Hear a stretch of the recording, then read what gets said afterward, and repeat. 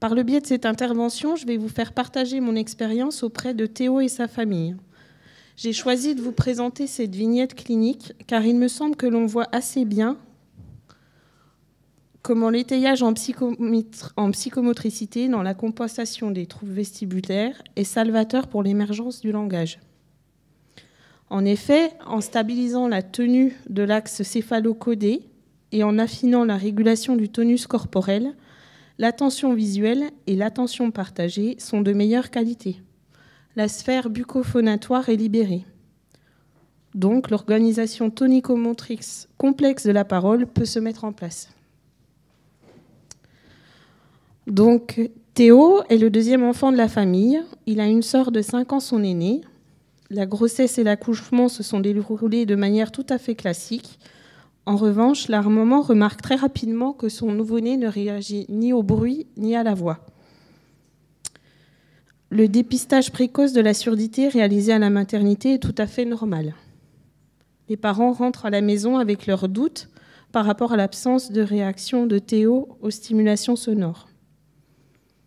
Ils vont donc aller consulter chez un ORL près de chez eux, 1 mois après leur retour à la maison. Mais la surdité n'est toujours pas dépistée. L'été se passe, Théo grandit et s'éveille, mais ne réagit toujours pas au bruit ni aux voix. Ses 2 parents demandent alors une consultation auprès d'un ORL du CHRU. Début octobre, une surdité profonde bilatérale est dépistée chez Théo, qui est alors âgé de 2 mois et demi. Il sera rapidement appareillé avec 2 prothèses auditives et un suivi en libéral se met en place auprès de 2 orthophonistes. Donc une proposera un apport de signes de la LSF et puis l'autre présentera un outil, le LFPC, donc le langage français parlé complété. Théo bénéficie donc d'une rééducation orthophonique 1 fois par semaine. Les parents de Théo prennent contact en avril avec notre service et sont reçus par la chef de service. Théo a 8 mois et demi. C'est un bébé calme, souriant, curieux, attentif à son interlocuteur et aux différentes interactions. La communication est agréable et naturelle au sein de la famille. Théo jase beaucoup avec une jolie voix. Les parents utilisent les signes de la LSF en appui de la communication. Mais Théo ne tient pas encore assis et sa tête semble lourde. Les parents attendent l'admission de leur fils avec impatience car ils se sentent isolés par rapport à la surdité et ont besoin d'échanger régulièrement avec les professionnels pour les aider à se projeter dans la suite. Les 2 parents travaillent, la maman a repris une activité à mi-temps. Théo est donc accueilli 3 demi-journées par semaine à la crèche du village. Donc à la fin du mois de juillet, un bilan psychomoteur est réalisé au CHRU dans le cadre d'une implantation cochléaire qui est prévue fin septembre. Théo a tout juste 1 an. Il est décrit comme bien éveillé, souriant, attentif, curieux, sensible aux expressions du visage et reprend quelques mimiques. Quelques moments d'attention conjointe sont déjà présents. Les jeux de présence-absence commencent. Son alimentation est diversifiée. Il mange de petits morceaux qu'il attrape avec ses doigts. Au niveau du tonus et des postures, Théo est installé en position assise, mais il ne peut pas prendre ni quitter cette posture toute seule. La maman protège l'espace arrière avec des coussins et n'observe pas de mouvement parachute avec les bras. Assis, apparemment confortable et stable, Théo observe tout autour de lui les yeux grands ouverts. Il est très calme, cherche peu à bouger. Installé sur le dos, il peut rouler sur le côté et un peu plus loin, mais il est coincé dans son retournement par la position d'un de ses bras. Sur le ventre, Théo prend appui sur son axe et un peu sur ses mains en regardant devant lui. Il ébauche quelques mouvements de déplacement. Posé debout, il ne supporte pas son poids sur ses jambes, mais il commence à se repousser. La psychomotricienne explique alors aux parents l'intérêt de la position horizontale et l'importance des déplacements au sol pour la bonne organisation des postures et des coordinations de base. Une semaine plus tard, lors de la deuxième rencontre, elle observe que Théo a pu soulever légèrement, expérimenter et explorer ses appuis allongés au sol. Il se repousse de manière plus fluide, allant même jusqu'à soulever très légèrement le bassin et ramener un peu ses jambes sous lui. Il repousse sur ses bras et sur ses jambes. Il pivote pour s'orienter dans différentes directions. Théo est fatigué. Et lorsqu'il est assis dans sa poussette, il est un peu emporté par le poids de sa tête.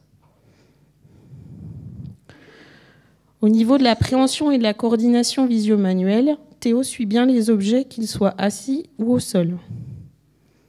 L'index est bien différencié des autres doigts et il saisit déjà les objets avec une pince bidigitale ou une prise palmaire en fonction de la taille des objets.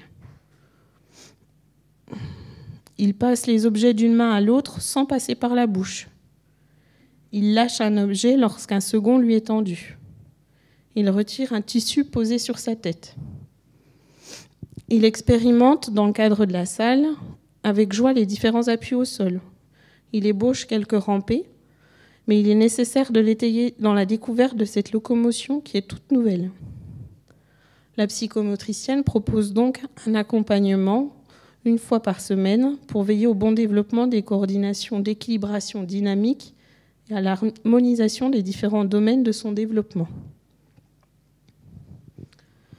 Donc là, on peut bien voir sur la photo que Théo, il a l'air bien à l'aise, hein, il sourit, il regarde bien, mais il penche totalement sur le côté gauche.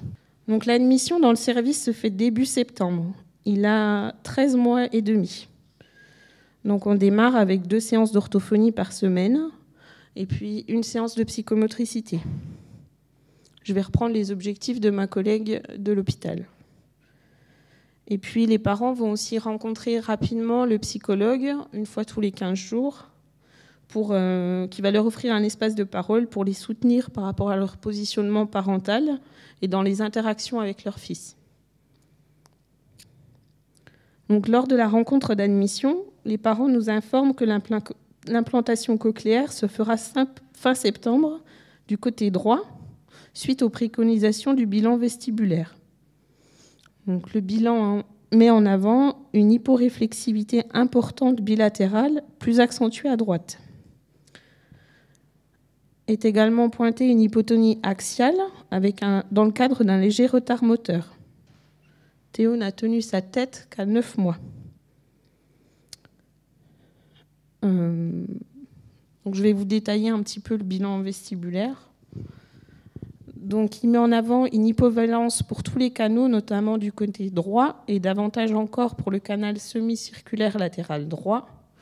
La même hypovalence est observée pour les systèmes canalaires verticaux des deux côtés. Et les collègues qui réalisent le bilan préconisent de revoir Théo 5 ou 6 mois après l'activation de l'implant pour mesurer la fonction vestibulaire. Et puis, ils mettent déjà en avant qu'il sera sans doute préférable d'attendre que la marche autonome soit acquise avant de procéder à la biimplantation. Parce qu'on a vu ce matin qu'il pouvait mettre longtemps à acquérir la marche et encore plus à avoir une marche autonome. Donc cette annonce, elle suscite beaucoup de questions chez les parents.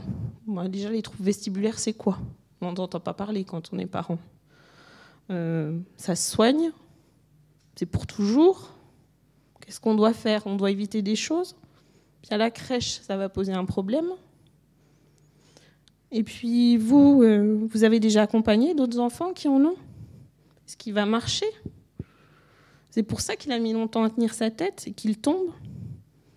Il est très fatigué aussi, c'est à cause de ça. Puis lui, parfois, quand je le porte, il est tout mou. Et du coup, la biimplantation, ça sera possible. En fait, ils expliquent qu'eux, ils n'y connaissent rien, qu'ils ont beaucoup de questions et qu'ils ont besoin aussi d'éléments de réponse et puis d'être rassurés beaucoup.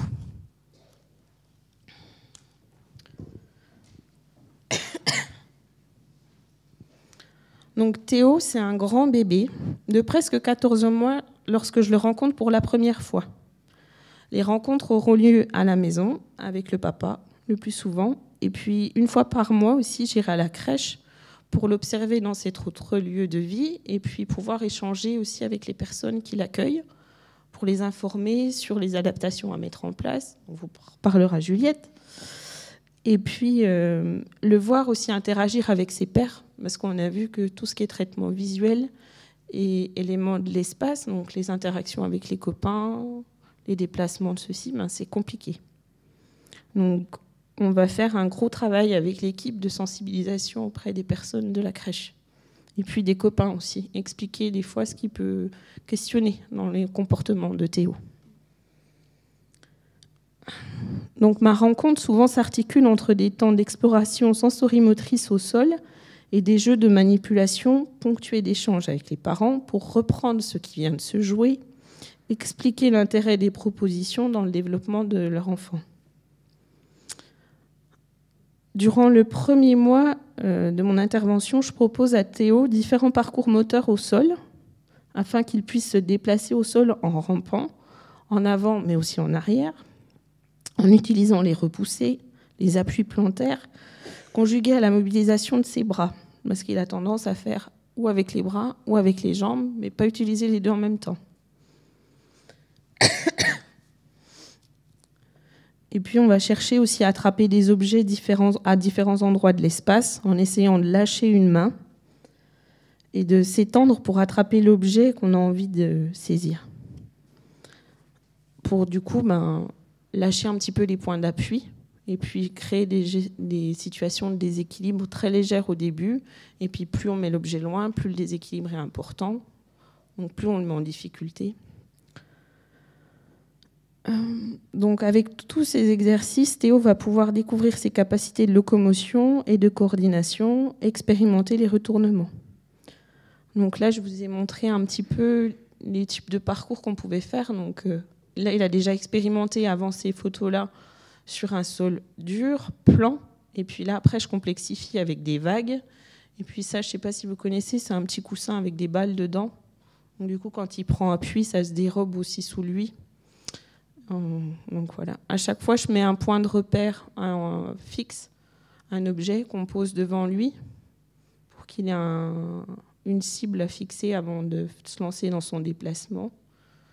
Et là, on voit bien qu'il est obligé de relever un petit peu le bassin. Et puis là, on voit qu'il bouge les jambes et les bras en même temps.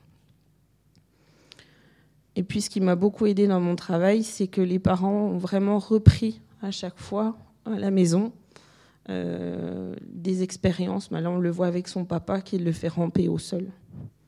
Et nous, en tant que psychomotriciens, on les voit une fois par semaine. C'est très peu. Donc le gros du travail, c'est expliquer pourquoi on propose les jeux, expliquer pourquoi c'est important de faire ça, à quel moment, et pas de le démarrer autre chose à ce moment-là, mais d'attendre un petit peu.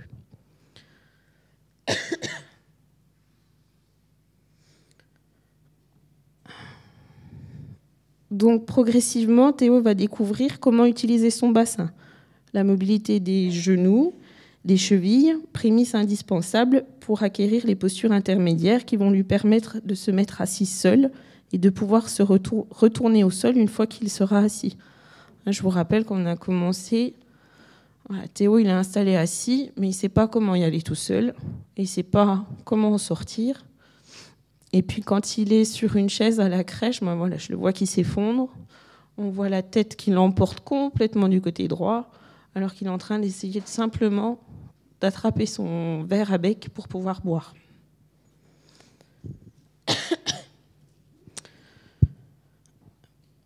Théo, il est friand de jeux de manipulation. Il adore vider, remplir, faire tomber des tours de cubes, les jeux avec des voitures ou d'autres véhicules, les personnages, les animaux. Il peut jouer allongé au sol, sur le ventre, et exprimer son envie d'être assis face à moi. Dans ces moments-là, Théo recherche l'interaction. Il observe mes mimiques, cherche à les reproduire. On peut ainsi réaliser une multitude de jeux de bouche, développer l'utilisation du visage et du corps comme outil d'interaction et de communication. Dans ces jeux, l'attention est fortement sollicitée. Théo fait de gros efforts pour adapter sa posture afin que la tenue de sa tête ne soit pas trop coûteuse et qu'il puisse stabiliser son regard correctement. Donc l'objectif, ça va être de développer l'attention de Théo et une position assise stable pour lui permettre d'être plus disponible dans les échanges avec ses parents, sa sœur, son orthophoniste. Ceci est nécessaire pour qu'il puisse se saisir des informations qui lui sont données, pour faciliter sa compréhension et qu'il puisse développer et affiner ses perceptions auditives, développer sa communication et participer activement lors des audiométries ou autres réglages.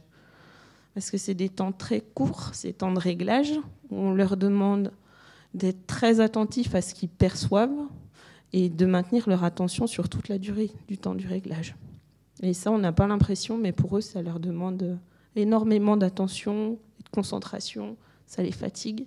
Donc on va essayer de développer des stratégies pour qu'ils soient le mieux disponibles.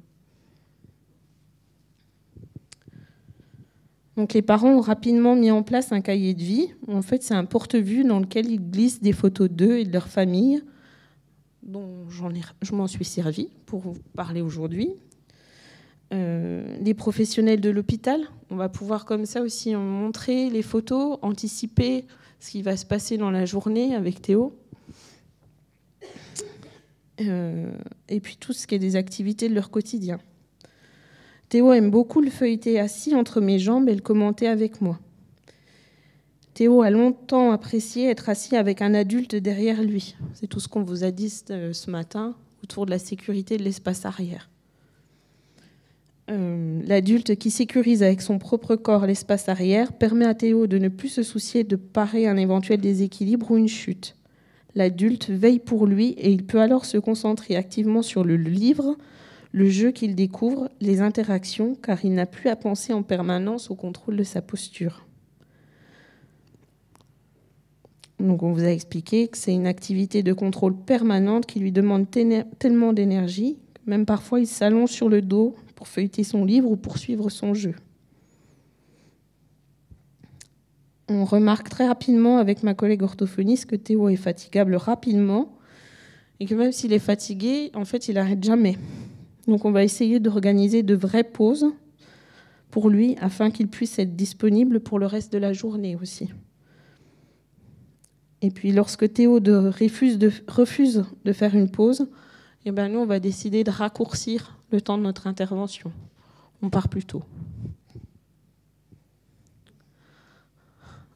Donc là, je vous ai trouvé 2 photos où en fait la maman sécurise l'espace arrière de Théo, lui pointe du doigt la position dans laquelle je suis, lui montre, lui décrit verbalement aussi qu'il faut qu'il lance le ballon bien loin devant pour que je puisse l'attraper.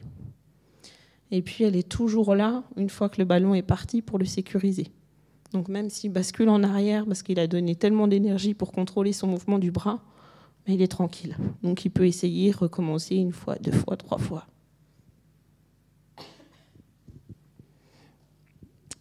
Au fur et à mesure que Théo se tient mieux assis, nous observons qu'un babillage manuel se met en place et se développe pour arriver à la production de signes.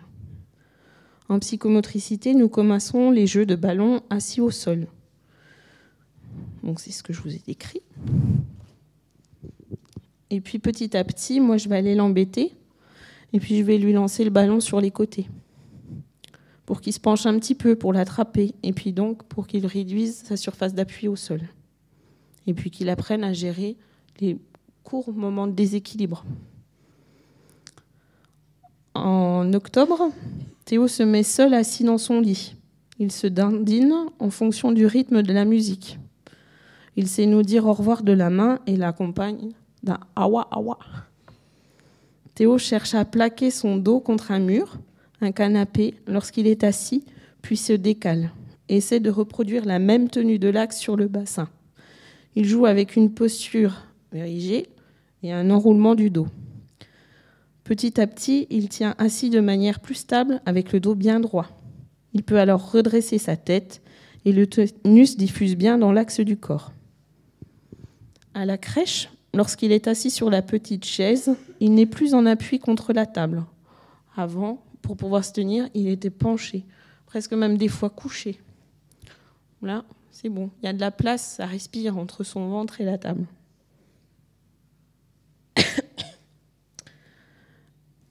Il peut du coup désormais participer au temps d'histoire. Et puis au sol, les retournements sont fluides et contrôlés. Il ne subit plus la fin de la rotation. Il maintient bien sa tête. Avant, il pouvait avoir la tête qui partait d'un seul coup.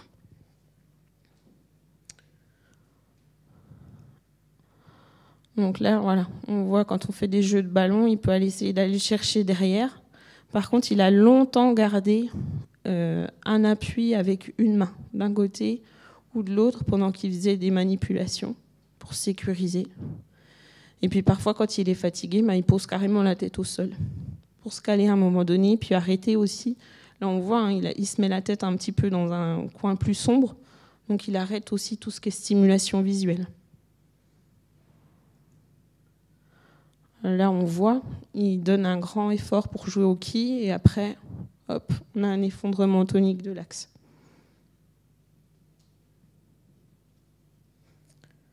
Là, on voit quand il construit des tours, quand il passe bien le dos bien droit, il n'a plus les jambes en V, bien écartées, mais il commence à en replier une.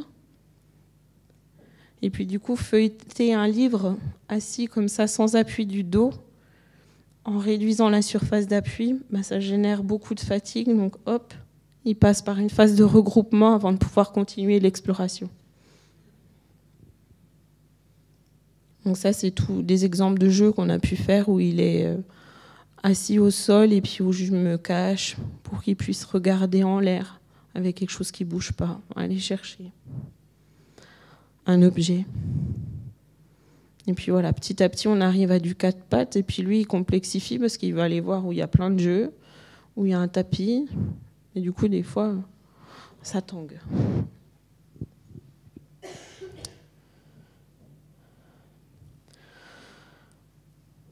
Donc, il se penche un peu en avant pour toucher et sortir les balles de la piscine à balles. Mais il refuse d'y aller. Il n'ose pas encore se déplacer latéralement en prenant appui sur le mobilier. Mais il s'étire et se retrouve en appui sur un pied et une main. Il est comme ça. Pour essayer d'attraper une voiture ou un jouet qui lui fait envie. S'il n'est pas assez grand, il préfère retourner au sol, ramper, et puis se mettre plus près de l'objet en se hissant avec les bras. Donc moi, quand je vois ça, je vais commencer à introduire des jeux avec le gros ballon.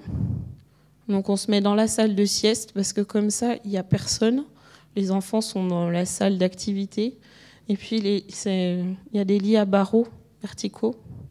Il y a le radiateur en face qui a des traits verticaux aussi.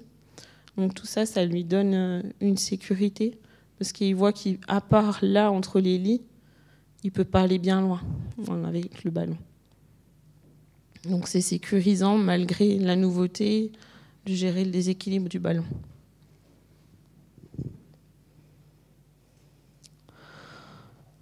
Fin novembre, Théo se met debout seul. Les jeux de dinette lui ont permis de se déplacer latéralement, debout en appui sur les meubles. Il se risque même à des rotations pour poser un verre ou un légume sur la petite table derrière lui. Cependant, sa posture debout est instable. Ses jambes ne lui permettent pas de se soutenir correctement. Il manque de force. C'est pourquoi, chez lui, il se déplace debout le long du canapé ou des lits et en rampant pour aller d'un point à un autre plus éloigné. Il a tendance aussi à se coller le buste contre le mobilier sur lequel il prend appui quand il est debout, comme il pouvait le faire auparavant assis. Du point de vue du langage, Théo est capable d'écouter une petite consigne. Va chercher la voiture, donne le livre à papa, prends un crayon. Quand on lui adresse à l'oral avec le LPC et avec un signe en appui, s'il n'a pas compris. À chaque fois, on va donner l'oral et le LPC, et puis après repasser avec l'oral et le signe en appui. Théo peut se tenir bien droit, soutenir sa tête sans que cela soit trop coûteux, et surtout fixer son regard sur l'interlocuteur. Soulagé du contrôle postural de l'axe céphalocodé, il commence même à essayer de reproduire de plus en plus de signes. Les gestes des comptines signées de la crèche, les signes d'animaux, bonjour, au revoir, encore, fini. Il accompagne à chaque fois ces signes de vocalise et sont bien précis et différenciés pour chaque mot. L'hypertonicité axiale de Théo venait limiter toute la motricité du visage. La maman évoquait même du bruxisme, surtout la nuit. Théo mobilise son attention de manière efficace. Il s'inscrit dans un tour de rôle dans une petite conversation. Il adore feuilleter les livres ou son cahier de vie. Du coup, on va saisir de ces moments pour lui aménager des pauses pendant lesquelles il ne se mobilise pas corporellement. Il est bien installé sur une chaise dos calé, pieds posés à plat sur une tablette ou adossé contre nous entre nos jambes. En ces moments-là, je peux sentir que Théo se détend. Il abaisse son tonus et surtout, il reprend sa respiration. Et du coup, bien calé, il peut libérer toute la sphère bucco-phonatoire. Parce que sinon, il a tendance à se crisper comme ça. En psychomotricité, on va poursuivre les expérimentations au sol. Avec des enjambements, on va essayer de se mettre, de passer du sol sur le petit lit en bas, à passer du sol dur au tapis où il raconte les histoires, qui est très épais, très mou.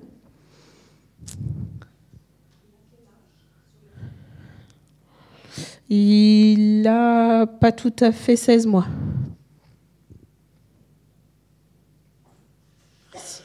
Donc là, on voit que debout, du coup, il vient se repencher en avant sur la table et chercher un maximum d'appui quand il va se déplacer de gauche à droite dessus. Et puis là, on voit qu'il vient bien se caler au fond. C'est insupportable pour lui d'être au milieu du tapis. À chaque fois, il va aller à l'arrière. Donc, parallèlement à ça, moi, je vais lui proposer aussi des temps de massage avec des balles à picot pour renforcer tout ce qui est conscience corporelle, des mobilisations passives pour lui faire prendre conscience du jeu articulatoire possible entre les différents segments du corps. Théo apprécie promener le gros ballon, se faire bercer dessus, mais surtout d'avant en arrière. Les côtés, j'ai du mal encore. Être assis dessus, faire des petits ronds en se tenant bien face à moi, ça, c'est possible, par contre. Donc, du coup, je vais commencer par des petits ronds où il mobilise juste le bassin, puis après, je vais aller chercher un petit peu plus loin autour. L'audioprothésiste va nous demander de commencer à travailler le conditionnement en orthophonie. Donc, il va s'entraîner à montrer un cube lorsqu'il entend un bruit. Et puis moi, en psychomotricité, je vais accentuer sur la construction de cubes. Les empiler, les mettre les uns au-dessus des autres. Du coup, maintenant, Théo peut rester attentif entre 10 et 15 minutes. On travaille aussi la demande en lui faisant choisir un jeu parmi plusieurs photos de jouets.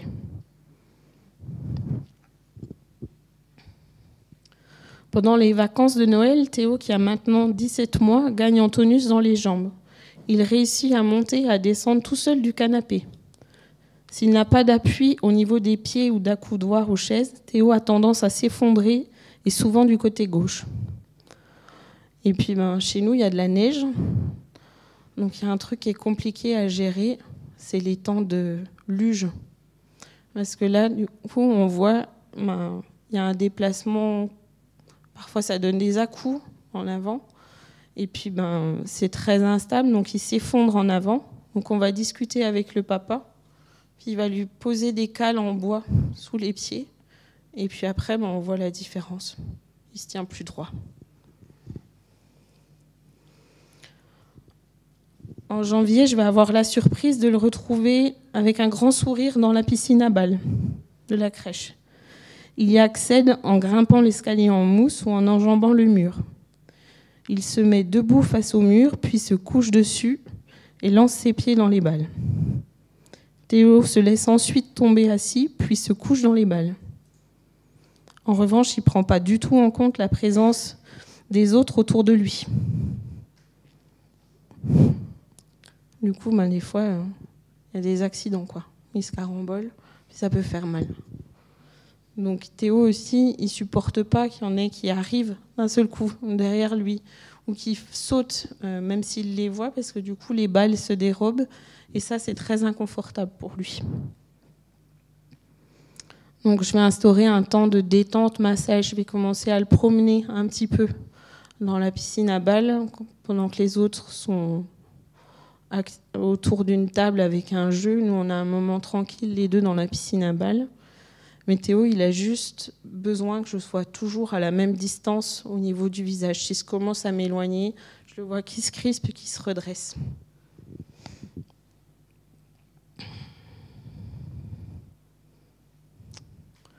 Et puis petit à petit, il va prendre vraiment beaucoup de plaisir. On va beaucoup jouer aussi, à se mettre la tête en avant, à promener des objets autour du mur. Et puis petit à petit, il va pouvoir sauter dedans. On voit un petit peu les autres autour. Tout ça, c'est bon pour lui. De nouveaux sons apparaissent. O, T, là. De nouveaux signes. Papa, poule, gâteau, câlin.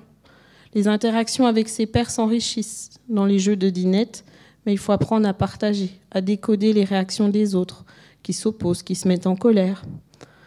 Et puis, il ne faut pas leur répondre que par des cris. Il faut, dans les jeux de l'auto, accepter de rester assis, de pouvoir le faire longtemps et puis attendre son tour. Donc, il faut trouver une chaise où il puisse avoir les pieds bien au sol, ou alors accepter qu'il fasse debout à un moment donné. Donc ça, c'est les moments de pause qu'on essaye d'installer dans la séance, parce que Théo, il adore dessiner.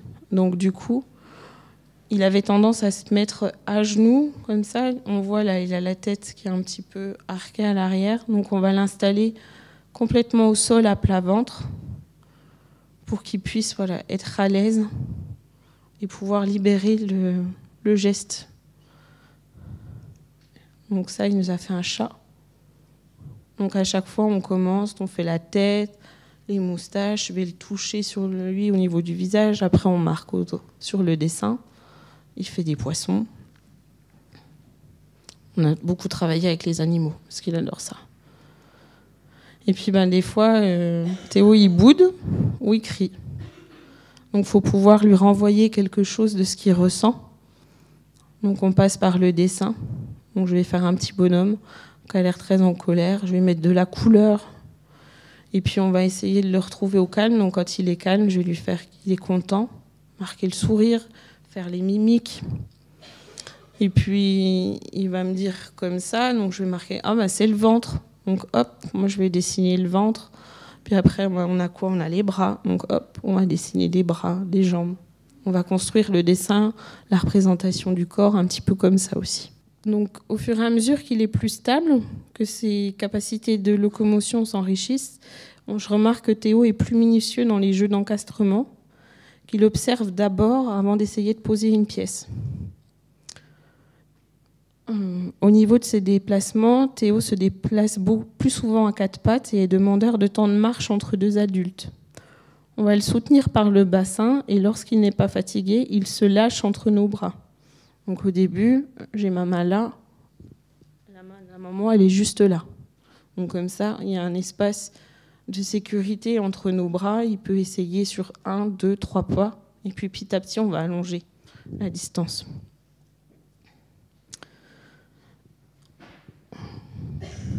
Théo est très très content, mais il ne s'arrête pas dans son déplacement. En fait, quand il arrive vers nous, il vient se coller violemment. Il nous rentre dedans.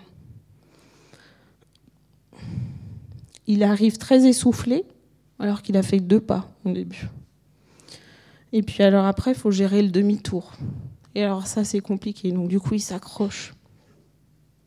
Donc on va essayer de l'entraîner à regarder un point au loin fixe, à se décaler un petit peu et l'en reprendre un petit peu à chaque fois pour pouvoir faire le demi-tour tout seul.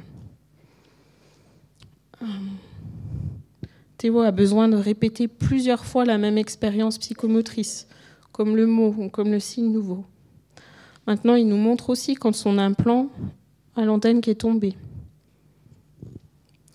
Tous ces déplacements lui demandent moins d'énergie, le tonus se régule mieux et diffuse dans tout l'axe. Donc du coup, les interactions s'enrichissent énormément. Il nous pose des questions. C'est quoi? Il nous dit dodo, les animaux. Et puis il nous félicite. Et il attend qu'on le félicite. Il cherche à se faire comprendre et utilise tous les moyens à sa disposition. Les mimiques, le pointage, l'oralisation et les signes. Et puis, mi-février, Théo est un peu malade. Ça l'épuise physiquement. Mais il veut toujours essayer de marcher. Donc il chute beaucoup.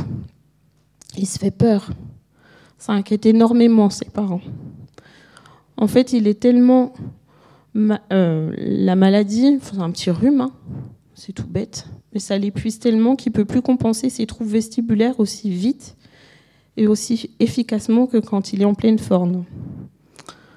Et là, c'est les parents qui vont me dire, mais en fait, c'était déjà un peu comme ça à la fin de la journée, ou avant les siestes, mais c'était pas autant.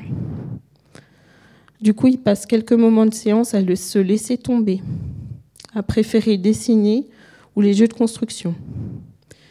Mais même dans ces moments-là, je m'aperçois qu'en fait, il n'arrive pas à calibrer et à organiser son geste dans l'espace. Il est très imprécis, c'est très raide. Alors que ça n'était plus du tout le cas. Dans les jeux de balles, Théo il va de nouveau mettre constamment une main en appui sur le sol. Par contre, il accepte d'aller la chercher sur les côtés. Donc, pendant cette période-là, on a expliqué à ses parents, à sa sœur, aux personnes de la crèche et aux copains que c'était sûrement que passager et que du coup, il fallait pour le moment tout gérer pour lui, de ce qui était de l'environnement, parce qu'il ne pouvait pas le faire.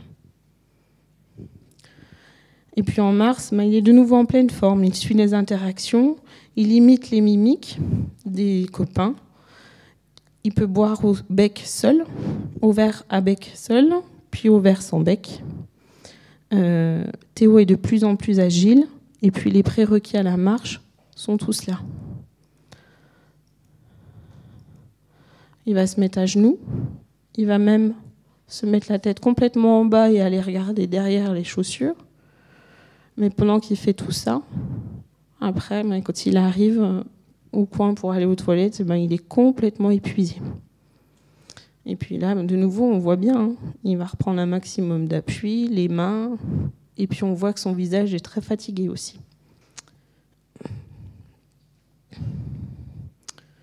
Les productions orales s'intensifient et sont mélodieuses. L'intonation est variée.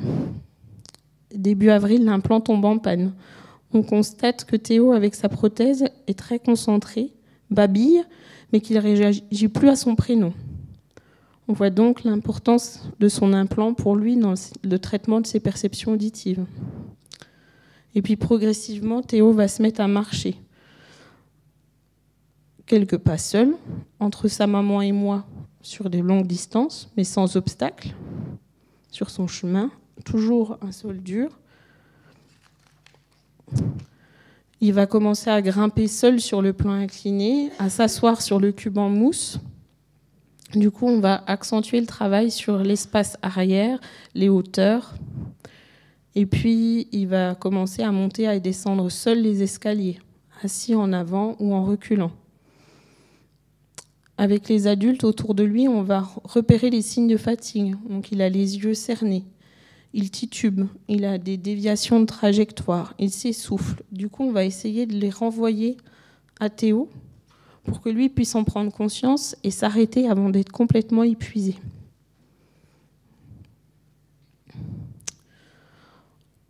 Théo a toujours été très observateur et sensible aux détails.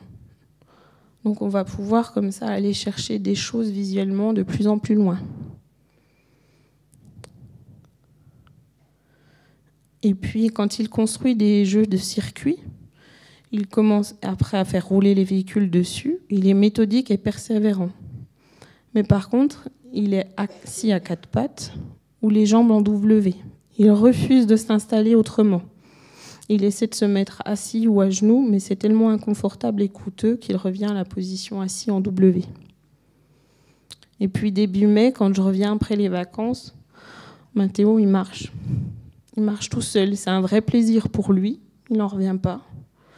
Et puis, il va commenter tout ce que je dis ou tout ce que je vois, tout ce qu'il voit. Et sur les mousses, il accepte de monter. Donc, j'ai un plan incliné, un cube, quelque chose qui redescend progressivement, les vagues.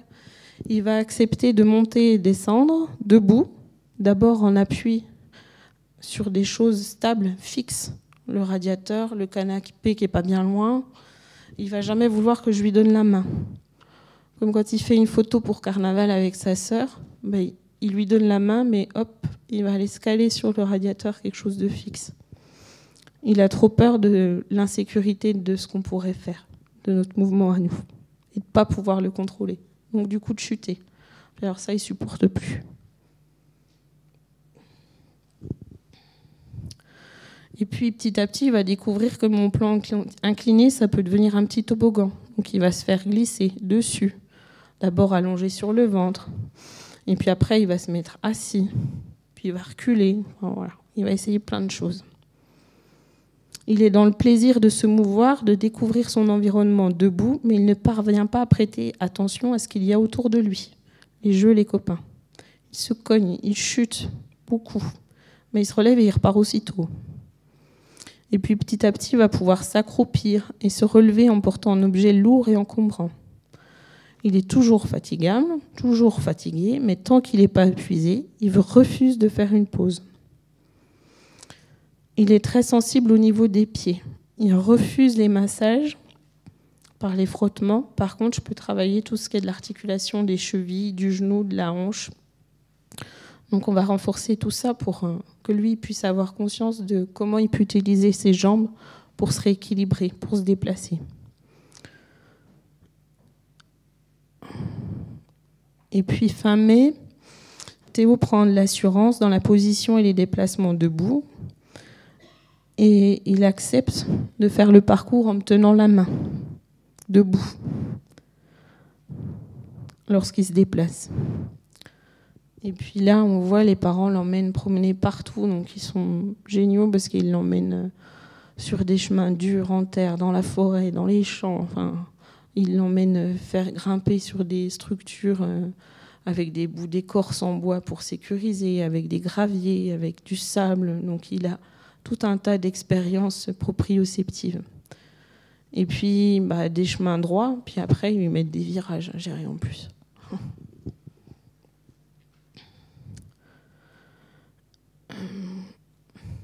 Et puis dans les jeux d'encastrement, de construction, du coup les coordinations oculomanuelles sont efficaces. Le geste est bien précis, bien orienté, la prise adaptée à la taille de l'objet. Il n'y a plus de saccades ou de gestes brusques, le mouvement est fluide et harmonieux, comme la régulation de son tonus, pourvu que Théo soit bien installé.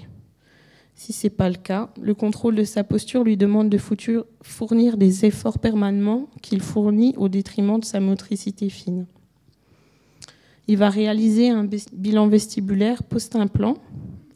Et du coup, il en ressort que le réflexe vestibulo-oculaire est légèrement diminué suite à l'implantation et que Théo présente un retard psychomoteur de 5 à 6 mois. La fatigabilité est très vite repérée. Et du coup, même s'il a acquis la marche, quand il est fatigué, il va repasser aux 4 pattes ou même au déplacement assis sur les fesses. Du coup, la vie est défavorable pour la bien-implantation et l'équipe propose de le revoir dans 1 an, une fois qu'ils espèrent qu'il aura acquis une marche autonome. On va également lui proposer de la kinésithérapie vestibulaire, en complément de ce qu'on peut faire en psychomotricité. Les parents vont essayer, mais en fait, Théo, il ne va pas réussir à s'en saisir. Et puis, en orthophonie, il va commencer à travailler des productions orales comme le pe, le be, le me, du coup, qui demandent une perception, une régulation du tonus assez fine. C'est 3 sosies labiaux. Avec le code, on va les marquer différemment. Le pe, le be, le me.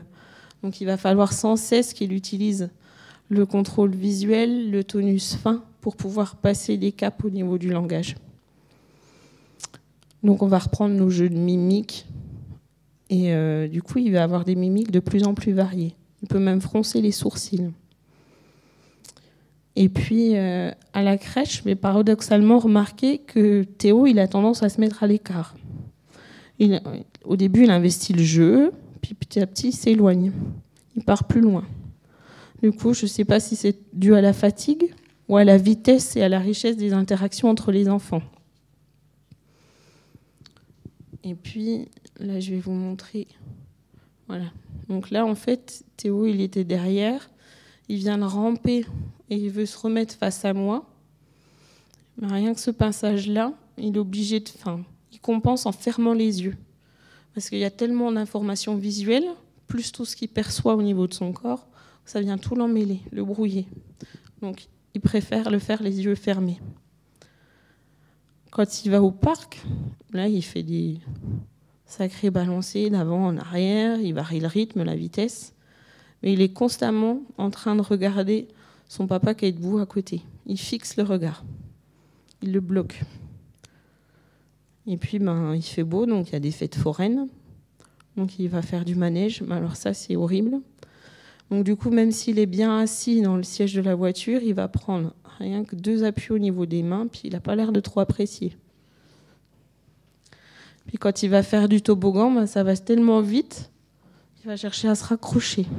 Donc du coup, il va finir dans le côté du toboggan. Donc on va travailler ça petit à petit. Donc moi, à la crèche, je vais essayer aussi tout ce qui est jeu de ballon à plusieurs, assis en cercle. C'est pas évident parce qu'il faut adapter sa force et la précision du geste en même temps qu'on tient sa posture assise. Et je remarque que souvent, l'une des informations prend le pas sur l'autre. Les enfants vont aussi passer une partie de la matinée dehors. Donc c'est super, on va pouvoir aller marcher sur le goudron puis dans l'herbe. L'herbe, ça ne sera pas pour tout de suite. Il hésite, il va se lancer un pas, un deuxième, il vacille, il écarte les pieds. Puis non, du coup, il revient sur le goudron. Et puis petit à petit, si je me mets vers lui, si les assistantes maternelles à la crèche occupent les enfants sur le goudron, on va pouvoir être tranquille dans l'herbe, donc on va pouvoir y aller petit à petit. Et il va pouvoir du coup écarter les bras, prendre un point de repère, par exemple le toboggan, et puis y aller. Mais du coup, il y va les pieds très écartés, très raides. Et puis voilà, on va travailler ça petit à petit pour qu'il soit plus... Là, il a presque 2 ans.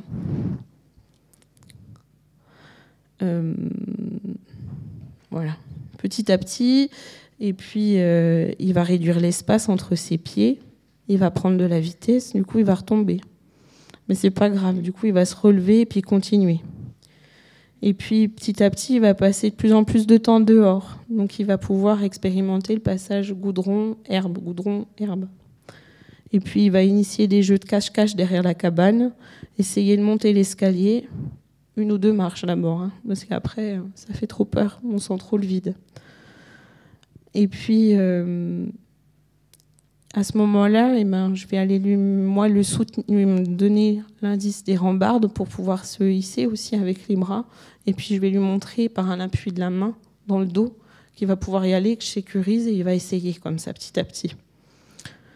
Et puis, il va commencer presque à 4 pattes de monter l'escalier. Puis, petit à petit, il va se redresser et accepter de se tenir au bar tout seul. Et puis, avant l'été, nous conseillons aux parents de ne pas minimiser la fatigabilité de Théo, qui se mobilise jusqu'à l'épuisement, et surtout de garder une dimension de plaisir, parce qu'ils sont tout le temps à l'affût de ce qu'ils peuvent faire pour l'aider.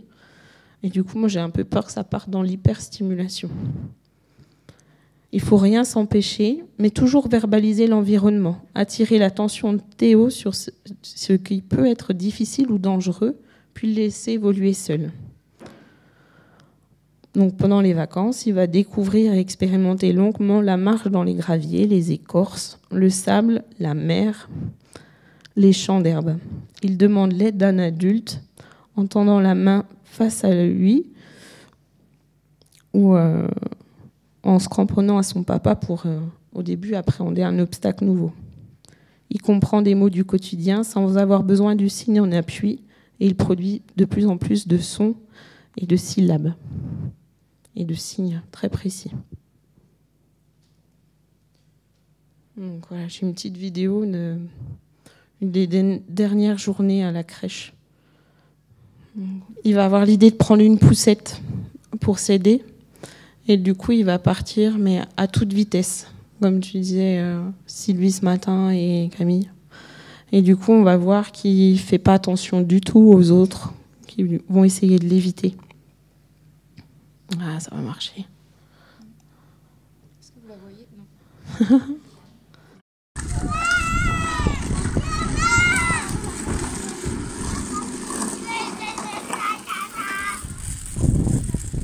Excusez-moi, qu'est-ce que vous appelez la kinésithérapie vestibulaire?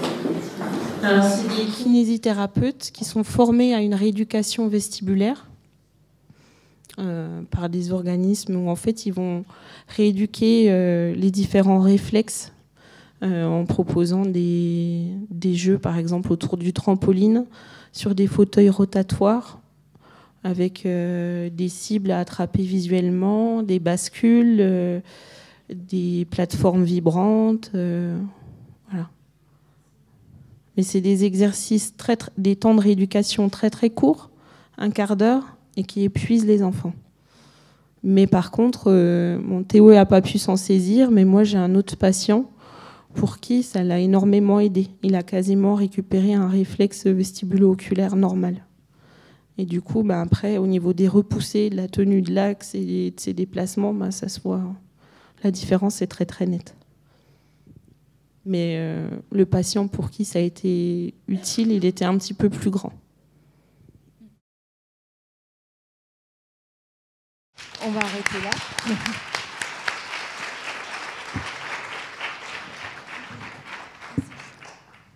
Je tiens à te remercier quand même, Claire, parce que quelle observation minutieuse, subtile aussi, et je trouve que c'est vraiment surtout, et ça montre bien le travail pluridisciplinaire autour d'un petit enfant comme ça, vestibulaire, parce que tu parles beaucoup de l'intervention de l'orthophoniste, des parents. Le travail du psychologue aussi pour reprendre et puis aider à se projeter malgré toutes les questions. Et puis l'année suivante, on va découvrir l'étiologie en fait de la surdité. Et c'est un syndrome de Usher type 1. Donc moi, ça on l'a appris courant mars. Mais moi déjà en septembre, octobre, je commençais à repérer des petits signes. Quand il sortait de la salle de sieste, il était donc dans une salle au noir, il arrivait dans la salle d'activité pleine de lumière, marquait un arrêt. Il avait du mal à passer d'un endroit dans le noir à quelque chose de plus lumineux. Il avait les yeux qui larmoyaient beaucoup, beaucoup de frottements, de clignements.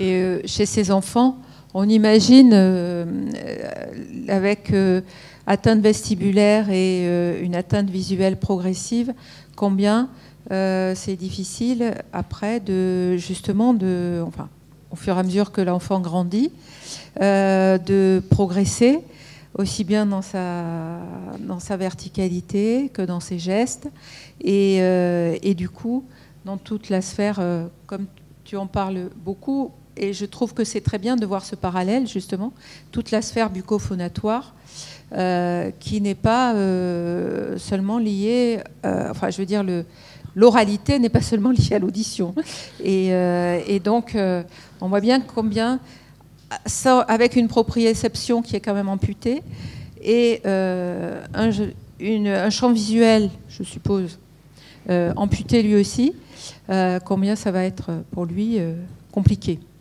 Mais donc du coup là je vous avais prévu aussi des photos, donc on voit qu'il est tenu par le bassin, on voit comment il écarte beaucoup plus les pieds quand il arrive à marcher seul dans l'herbe, il a les bras très écartés. Et puis tu parlais de la sphère bucco-phonatoire, Donc ça, c'est un exemple du page du cahier de vie. Hein. Donc la maman, elle marque la date, elle marque une petite phrase, ou des fois, après, on remet des pictos pour qu'il puisse en saisir et nous raconter. Et là, on voit, il marche tout seul, mais du coup, il est très, très crispé au niveau du visage, au niveau de la bouche. Puis là, je ne sais pas si vous voyez bien parce que c'est très sombre. Et du coup, il marche, il tient quelque chose dans ses mains, et puis après, il a la bouche qui se met comme ça. Il est très raide, il a le regard qui part dans le vide un petit peu. Et puis, s'il ferme la bouche, en fait, il ne va pas juste faire une obturation des lèvres. Il va être comme ça, se crisper, même des fois sortir les dents. Parce que du coup, la tenue de l'axe, le mouvement, ça lui demande beaucoup d'énergie. Il se met un petit peu plus en hypertonicité qu'un enfant normal et ça diffuse jusque dans la bouche. J'ai une question pour Madame Lasserre. Les enfants qui ont Usher, qui ont une aréflexie vestibulaire bilatérale, certains qui commencent à voir assez tôt la rétinopathie, et on a des enfants qui ne rentrent pas dans le langage. Il y a une certaine catégorie. À un moment, il faut passer à LSF tactile. On les adresse où? Parce que c'est quand même plus handicap. On peut les adresser au centre des jeunes aveugles. Qu'est-ce que vous nous suggérez? Voilà, c'est la question. Une question un peu complexe, vu la population qui nous arrive maintenant dans nos centres pour la déficience auditive. On n'a plus que la déficience auditive, on a pluri-handicap. Moi, je vois, par exemple, de plus en plus des enfants aveugles. C'est pour cela ou qui vont vers une cécité. C'est ça la question. Mais qui n'ont pas rentré qui sont en LSF, qui ne rentrent pas dans le langage. Voilà. C'est une problématique. Voilà, merci.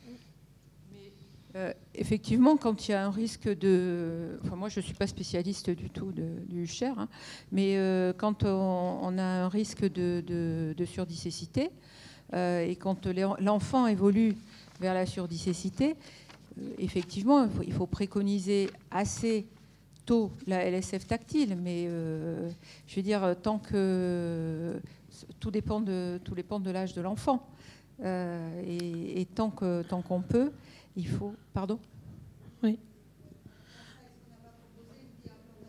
Si, pas tout de suite en fait. La biimplantation, c'était le projet de départ. Et puis le bilan post-implant, post-implant droit, du coup a demandé à ce qu'on attende qu'il acquiert la marche autonome. L'annonce du Usher s'est fait quasiment dans les moments où il repassait le bilan post-implant 1 an après.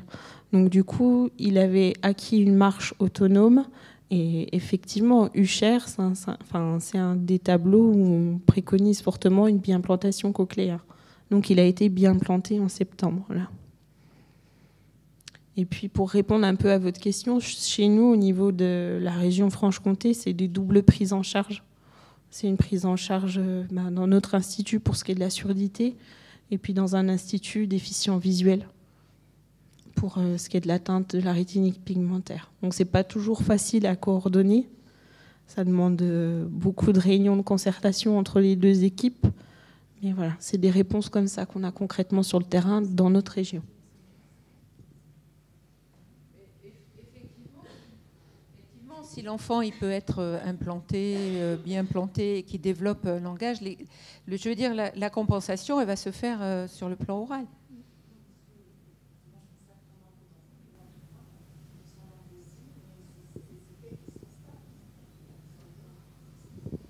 Nous, nos collègues du CRESDEV à Besançon, ils nous conseillent de stimuler au maximum tout ce qui est information visuelle, tant que ça peut être stimulé. Il ne faut surtout pas s'empêcher.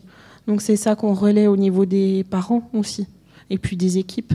C'est pas chercher tout de suite des supports où les détails sont simplifiés, où les contrastes sont plus marqués. Voilà. C'est stimuler au maximum les afférences visuelles. Oui.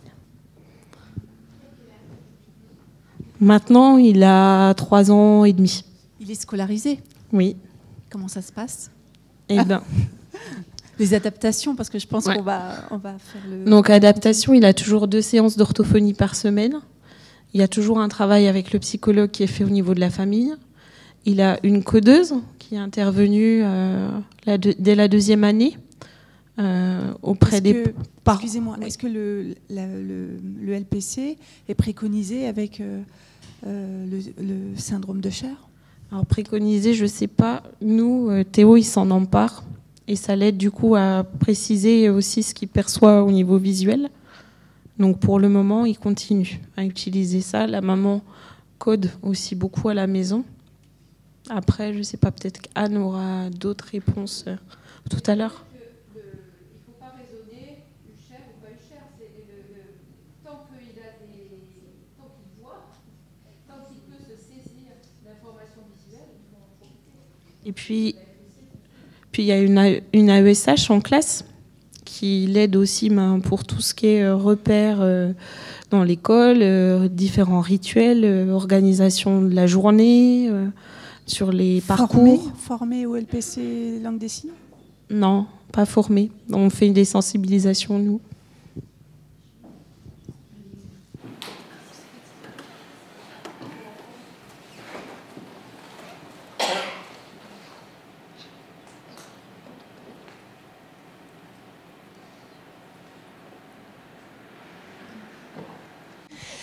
La question est de savoir si par rapport aux autres enfants, les enfants à troubles vestibulaires ont-ils plus de difficultés avec la langue des signes, à recevoir la langue des signes que les autres? C'est bon, t'es en langue des signes, c'est bon. Du coup, la langue des signes, c'est une série de mouvements précis organisés dans le temps et dans l'espace. Donc il faut ralentir un petit peu la façon de signer. Et puis beaucoup répéter les gestes de la langue des signières de manière isolée pour qu'ils puissent les capter de manière précise. Développer tout ce qui est attention visuelle. Je voulais juste rajouter par rapport à ce que disait Claire, on en reparlera dans les adaptations. Mais surtout, ce qui est important avec la langue des signes, c'est d'attendre que l'enfant soit stable pour commencer à signer. En fait, que l'enfant ait une position qui soit stable et qu'il ait pour pouvoir dégager son attention visuelle et se concentrer sur la langue des signes et du coup percevoir l'information de A à Z. Souvent, les enfants, on n'attend pas qu'ils soient stables et du coup, il manque les 2-3 premiers signes de la phrase. Et donc, les enfants ont du mal à percevoir toutes les informations données. Donc voilà, ce qui est très important, c'est vraiment de s'assurer que l'enfant est dans une position stable, qu'il ait le regard visuel. Ça peut être assis ou contre un mur ou avec la main posée contre le mur, contre un adulte, etc. Mais surtout, voilà, s'assurer que l'enfant ait le regard qui soit assez dégagé pour récupérer toutes les informations données par la langue des signes. Ou par le langage oral, c'est la même chose. Parce que, langage oral et langage des signes, langue des signes française, c'est une organisation rythmique, séquentielle. Et puis voilà. Après, dans le langage des signes, il y a une dynamique spatiale en plus. Donc c'est apprendre à l'enfant à comment traiter tout ça en même temps.